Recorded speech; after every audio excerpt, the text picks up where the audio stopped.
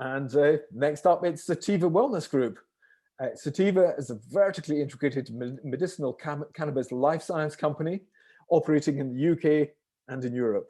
SWEL has world-class extraction, formulation and laboratory testing capabilities and has established itself as a globally trusted source of compliant, premium, wholesale and retail CBD brands. The group core is a wellness portfolio to which a sanitiser range and an expanding network of UK COVID-19 testing clinics has just been added. To tell us more, here's Executive Chairman Geremy Thomas. Over to you, Geremy. Hello, good evening, and thank you for providing this opportunity to talk about Sativa Wellness Group. Well done. Okay, so I'm going to tell you about Sativa Wellness Group. A bit of history. We joined the Next Exchange back in 2018, and we were happily here in London for a couple of years, and we recently pulled off a reverse takeover of a Canadian listed company called Still Canna, which has meant that we are now, our main list is in Canada, and we have dual listings here in London, in Frankfurt, and in the States.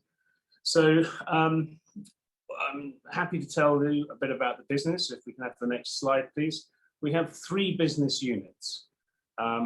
We have our CBD business, which I'm going to tell you about. We have our laboratory business called Vita, and we have our wellness business, which encompasses 34 clinics around the country. So to start with, let's talk about CBD, which is our next slide. We have a production facility in Poland, in Eastern Europe, where we take biomass for the hemp plant. So CBD is a cannabinoid, and there are over 100 cannabinoids, including THC, which is the sort of famous ingredient in cannabis for recreational use in North America. We're not in that business, we're in the CBD business. So we take raw biomass in Poland, and we manufacture the building blocks for products that we sell here in the UK and across Europe. So in the UK, we have product manufacturing. So we take the building blocks that we create in Eastern Europe, bring it over to the UK, and we create products ranging, you can see on the slide there, from topical oils through to balms, through to soft gel tablets. And why we do this is that the CBD product itself is becoming more and more popular with consumers. So there are 3 main areas of benefit that we can refer to. One is pain management, the other is anxiety management, and the third is to help with sleep conditions. And those are 3 big areas of the wellness industry that attract a lot of interest and attention. So we make the raw ingredients.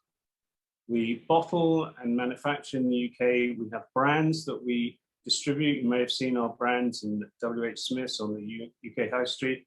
We also do white labeling for other players in the UK CBD and European CBD business. We make products for them, brand under their own brands. And we wholesale our products around Europe.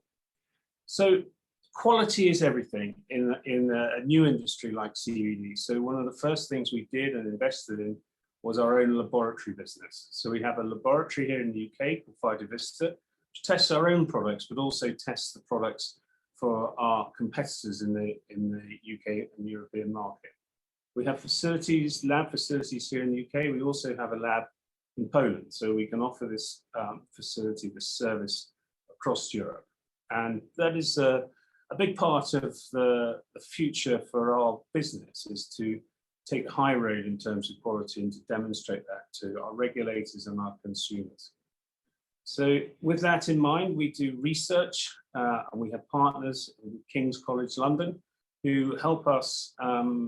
They take our products and they then test them, and we recently announced a research paper that they have that we've sponsored with them, and we will continue to support their efforts to provide evidence of efficacy for our products for the wider marketplace. The regulations around CBD are changing. So today we are part of a process that the Food Standards Agency have introduced. It's called Novel Foods Approval, and we have submitted a range of our products for that approval. And I think that will make a big difference to our market and our prospects as the regulators get to grip with what has been a grey market for our CBD products. The next slide talks a bit more about our wellness business, because CBD is obviously all about making people feel better. In response to the recent pandemic, we repurposed 2 of our CBD retail stores when the pandemic started. They've had to close, and we turned them into COVID testing clinics. So we had one in Bath and one in Bristol, which are 2 stores. And last December, it became obvious that they were this was a very busy environment. So we put resource into growing that side of the business. We now have 34 clinics around the country, and counter to popular belief, a lot of people are traveling at this time, and to do so they need a PCR test, which is something that a service that we're providing, and this is producing a significant revenue stream. We see the wellness testing business going forward as a big part of our company's activities, and we're moving the company from PCR testing into blood testing. And we feel that there's going to be a big market for vaccine validation. So more and more of us have had our jabs, first and second jab, and it will become a point of interest to know whether those jabs have actually worked, and we can provide that via a simple blood test.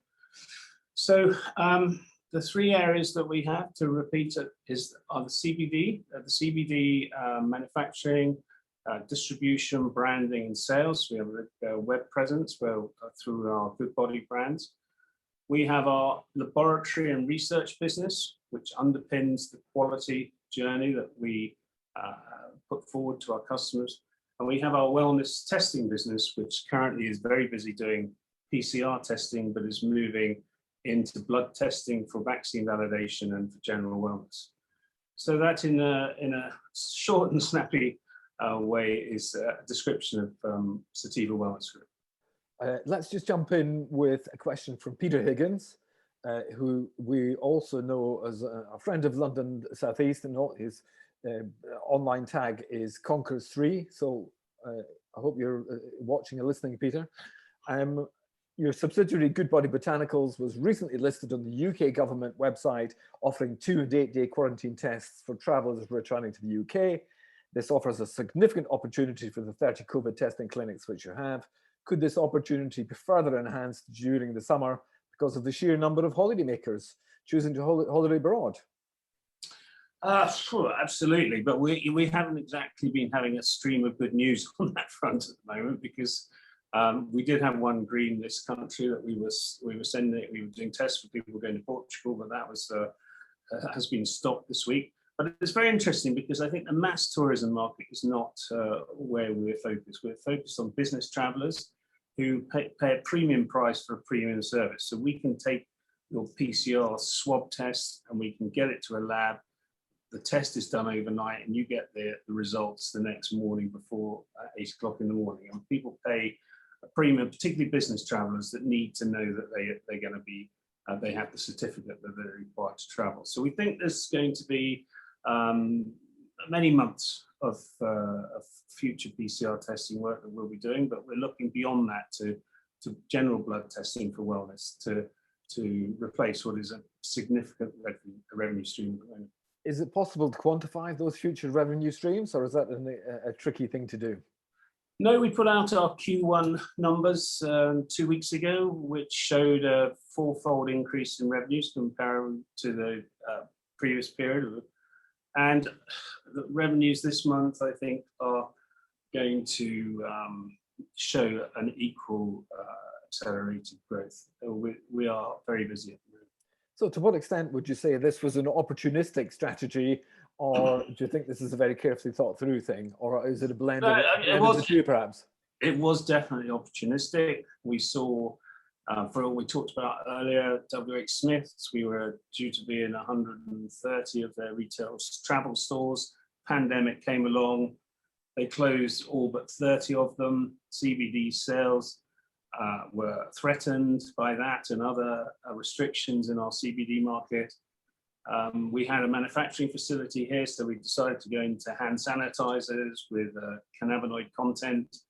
That went extremely well. We became very busy supplying restaurant groups. The pandemic then closed the restaurants down, so we felt, right, what should we do now? We had the stores that we had to close in Bath and Bristol. We decided COVID testing was going to be something that we could try out, and we became really busy. So it seemed obvious to me that we should resource that part of the business. And as I say, we've gone from 2 to 34, and yeah, it's a very lucrative part of the picture.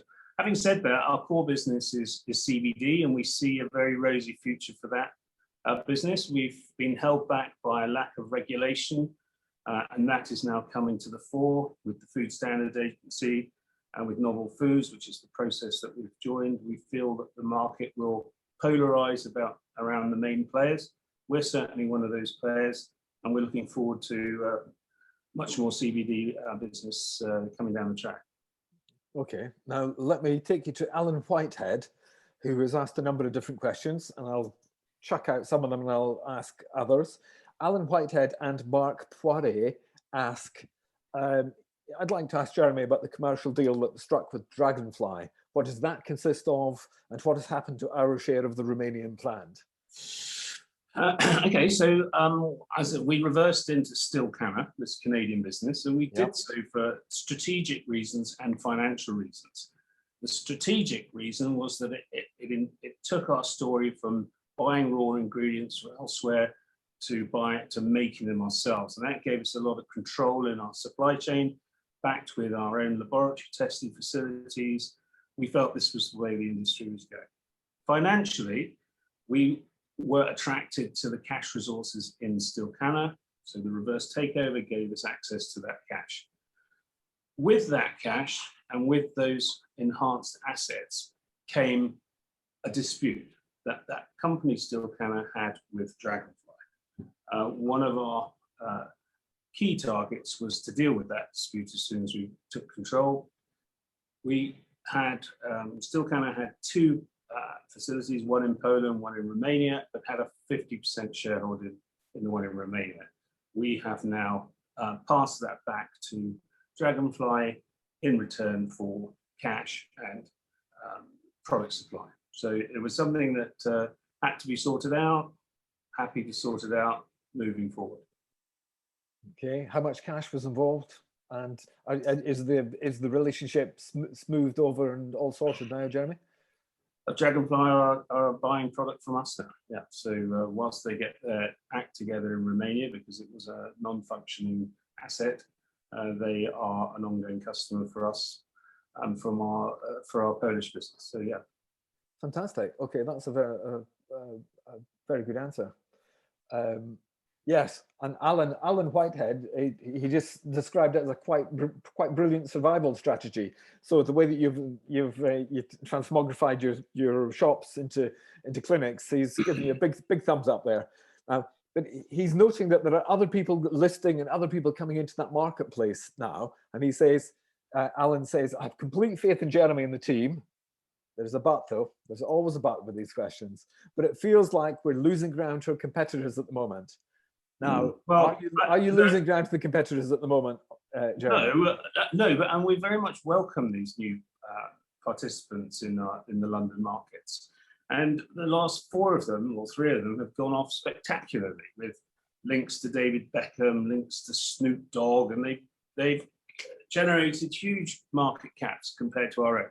Now, either they are genuinely worth a lot more than us, or the market isn't recognizing what we have. The new players are rich with ideas, but poor with actual business turnover and action. We have been in the business for 4 years now. We've learned an awful lot about CBD. We know how to market it. We know the pitfalls of spending too much money trying to sell it. We're looking forward to improving conditions for our CBD business. And we feel that we should, the market should value us in a different way. So when a new company comes into the market with an idea to execute in the future and is valued at 100 million, it makes us at 20 million look attractive. So yes, it's good that they're here. Fantastic. Now there's a gentleman called Victor Seabird who's asked about 20 questions rolled into one. So on the hoof, I'm going to try and... No, this is good. No, we like questions. Oh, we do like questions. This is quite convoluted. The easy bit is, which countries are next in Europe? Where might you expand to? Well, we have certainly Poland, because we have a presence there. So we'll be marketing our products directly to Polish consumers via the web. And then we will be picking off France, Germany, Spain, and Italy. And we have a program, and you'll see announcements as we take our product offering directly to consumers in those countries. And we see ourselves as a pan-European player. Do CBD products have the same level of acceptance in all different countries in Europe, or are some keener on CBD than others? Germany is a very active market for CBD. France has recently changed their legal attitude to CBD. I think all markets, including the UK, are opening up to the product, and they're doing that because it works. People derive benefit from taking CBD. I think we have a strategy of maintaining the highest quality and proving that journey from seed to shelf.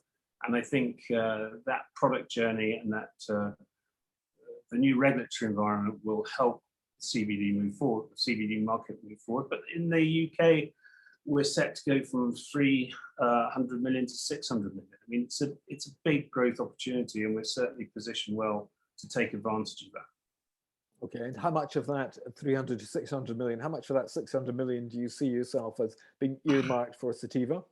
Well, a lot more than we are at the moment. So yeah. Lots of growth to be had. Yeah, and we are growing, and our Q1 numbers show that we, as I say, we've grown fourfold since the comparative period before, and I think our Q2 numbers will be another big step forward compared to Q1. So we're on the positive growth trajectory, but there's been a lot of money lost promoting CBD in the UK, and we've avoided that, and that's because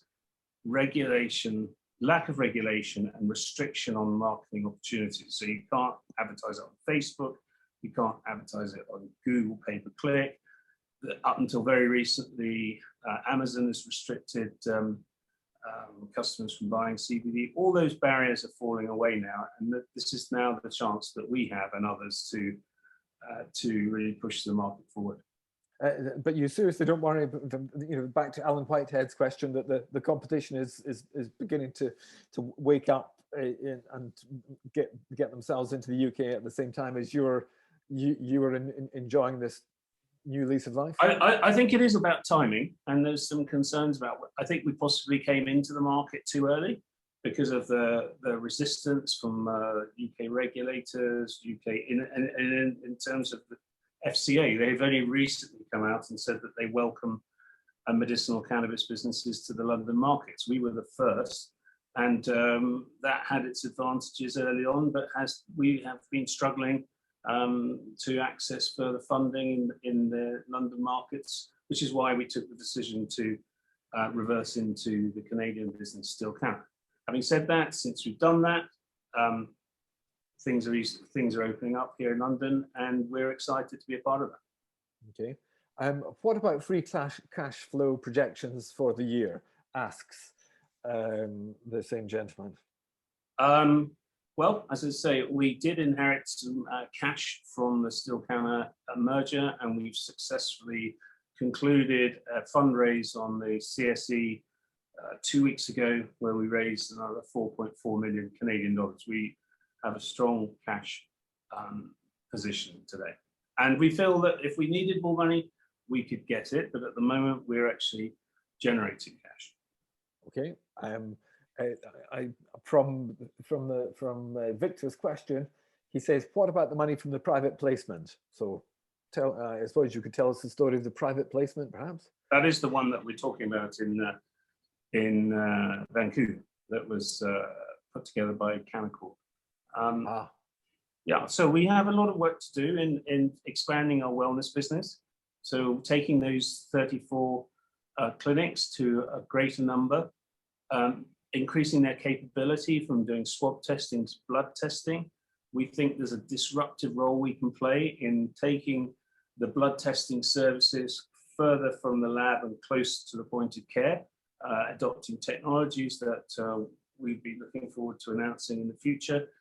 And we also see an opportunity as regulation comes to us and as marketing barriers drop to improve our CBD market share. And so cash is useful for that. And that's why we did the fundraise. Okay, you've rolled out 34 stores, which was pretty amazing, really. And what kind of speed of rollout can we expect of shops? Another 10 a year, another 20 a year?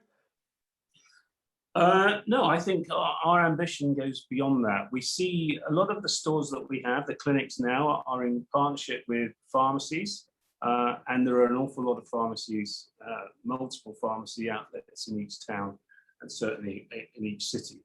We want to empower those pharmacies to offer blood testing for wellness, general wellness, and that's very much on our strategy list. So it's not going to be 20s, it's going to be hundreds that we're looking for. Are the stores individually profitable? The stores that we operate are extremely profitable, and you saw in the slides that we looked at earlier that we have mobile clinics as well, which we feel is a big part of our ongoing strategy. So we want to disrupt the existing offering by providing speed and convenience to our customers, and that could well be more of those mobile units coming down the track. Okay, Geremy, you've been a complete star. You've been very patient with me.